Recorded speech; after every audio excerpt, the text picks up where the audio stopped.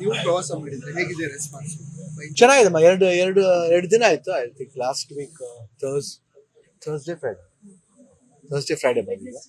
Wednesday Thursday ಬಂದಿದೆ. Wednesday ಇಲ್ಲಿ ಭದ್ರಾವತಿಯಿಂದ ಶುರುವಾಗಿ ಅದೇ ಒಳ್ಳೆ ಒಂದು ಪಾಸಿಟಿವ್ ಸೈನ್ ಇತ್ತು. ಭದ್ರಾವತಿಯಿಂದ ಶುರು ಮಾಡ್ಬೇಕಾದ್ರೆ ಇವರು ನಮ್ಮ ಸಂಗಮೇಶ್ವರ ಇದ್ರದ್ದು ಒಂದು ರ್ಯಾಲಿ ಮಾಡಿದ್ರು, ತುಂಬಾ ಚೆನ್ನಾಗಿತ್ತು.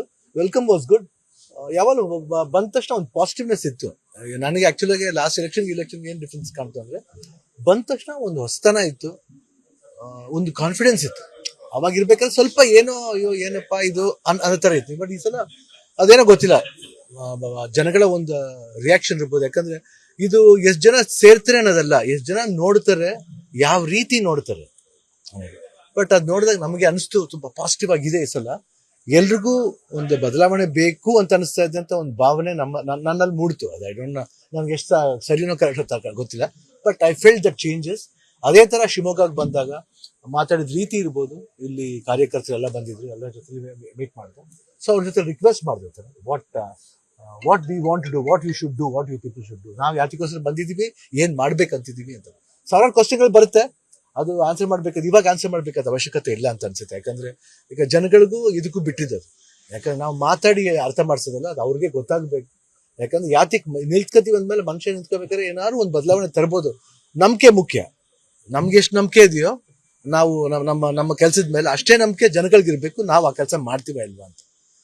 ಯಾಕಂದ್ರೆ ಬೇರೆ ತರ ಮ್ಯಾನ್ಪ್ಲೇಟ್ ಮಾಡಿ ಮಾತಾಡೋ ಮನುಷ್ಯ ಅಲ್ಲ ನಾವು, ಮಾತಾಡೋಂಥ ಫ್ಯಾಮಿಲಿನೂ ಅಲ್ಲ.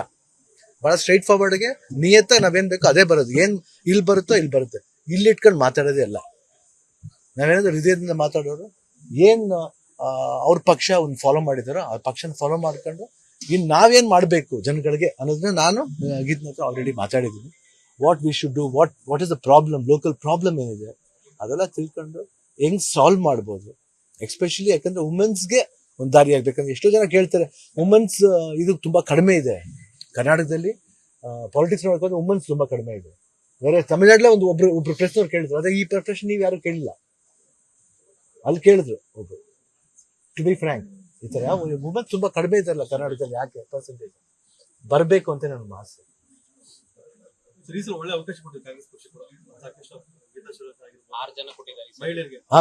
ಅದೇ ಹೇಳೋದು, ಇಂಪ್ರೂವ್ ಆಗ್ಬೇಕು ಅಂತ ಹೇಳೋದು. ಅಲ್ಲಿ ಲೈನಾಗಿ ಎಣಿಸ್ಬೋದು ಎಷ್ಟು ಜನ ಇದಾರೆ ಅಂತ ತಮಿಳ್ನಾಡಲ್ಲಿ. ನಾ ಅದೇ ಹೇಳ್ತಿರೋದು ಅಷ್ಟೇ. ಇವಾಗ ಕೊಡ್ತಾ ಇದ್ರೆ ಇನ್ನೂ ಇಂಪ್ರೂವ್ ಆಗ್ಬೇಕು ಅಂತ ಹೇಳ್ತೀವಿ. ನೋ ಸ್ಟ್ರಾಟಜಿ, ಓನ್ಲಿ ಮೈಂಡ್ ಸ್ಟ್ರಾಟಜಿನೂ ಇಲ್ಲ, ಬರೀ ಹಾರ್ಟ್ ಸ್ಟ್ರಾಟಜಿ ಅಷ್ಟೇ. ಹೃದಯದಿಂದ ಏನು ಮಾತಾಡ್ತಾ ಇದೀವಮ್ಮ, ಮಾತಾಡ್ತಾ ಇದೀವಿ. ಇಲ್ಲ ಮಾತಾಡ್ತಾರೆ, ನಿಮ್ಗೆ ಗೊತ್ತಿರ್ಬೇಕು. ನೀವೇನಿದ್ರೆ ಹೇಳಿ, ತಿಳ್ಕೊತೀವಿ. ಇಲ್ಲ ಈಗ ನಿಮ್ಗೂ ನ್ಯೂಸ್ ನೀವು ಕವರ್ ಮಾಡ್ತಾ ಇರ್ತೀವಿ. What is the problem happening everywhere. ನೀವು ನಮ್ಗಿಂತ ಬುದ್ಧಿವಂತರು ನೋಡಕ್ ಹೋದ್ರೆ. ಇಲ್ಲ ಒಂದು ನಿಮಿಷ, 1 minute. ನೀವು ಗೊತ್ತಿದೆ ಅಲ್ವಾ, ನಿಮಗೆ ಎಲ್ಲಾ ಪ್ರಾಬ್ಲಮ್ಸ್ ಹೇಳ್ತಾ ಇರ್ತೀರ. ಆ ಪ್ರಾಬ್ಲಮ್ ನಮಗೂ ಗೊತ್ತಿದೆ. ಹಿಂಗ್ ಮಾಡ್ಬೇಕು, ಜನಗಳ ಸಂಪರ್ಕ ಏನಿದೆ, ವಾಟ್ ದೇ ನೀಡ್, ಅದು ಪರಸ್ಪರ ಅದು ನೋಡ್ತಾ ಗೊತ್ತಾಗುತ್ತೆ. ಇಲ್ಲ ಆಕ್ಟ್ ಮಾಡಿದ್ರೆ ಅರ್ಥ ಆಗಿಲ್ಲ ಅಂತ ಅರ್ಥಲ್ಲಮ್ಮ. ನಾವು 62 ವರ್ಷ ಆಯ್ತಮ್ಮ. ನಾನು ವೋಟಿಂಗ್ ಶುರು ಮಾಡಿ ನಂದು ಒಂದು 40 ವರ್ಷದ ಮೇಲೆ ಆಯ್ತು. ಇನ್ನೂ ನಂಗೆ ಗೊತ್ತಾಗಿಲ್ಲ ಅಂದ್ರೆ ಹೆಂಗೆ? ಸ್ವಲ್ಪ ಗೊತ್ತಾಗಿದೆ. ಇಲ್ಲ ಕರೆಕ್ಟ್ ಇರುತ್ತೆ, ಗೊತ್ತಾಗಿದೆ. ಬಟ್ ಅದಕ್ಕಂತ ನಾನು ಅದ್ರಲ್ಲಿ ಬರ್ಬೇಕು ಇದು ಮಾಡ್ಬೇಕಂತಲ್ಲ. ಬಟ್ ಅವರು ಗೀತಾ ಬರ್ಬೇಕಂತಿದ್ರೆ ಅದು ನಾನು ಸಪೋರ್ಟ್ ಮಾಡ್ತಿದ್ದೀನಿ ಅಷ್ಟೇ. ಅನುಕ್ಷಣದ ಸುದ್ದಿಗಳಿಗಾಗಿ ವಿಸ್ತಾರ ನ್ಯೂಸ್ ಯೂಟ್ಯೂಬ್ ಚಾನೆಲ್ ಸಬ್ಸ್ಕ್ರೈಬ್ ಮಾಡಿ. ಹೊಸ ಸುದ್ದಿಗಳ ನೋಟಿಫಿಕೇಶನ್ಗಾಗಿ ಬೆಲ್ ಐಕಾನ್ ಕ್ಲಿಕ್ ಮಾಡಿ.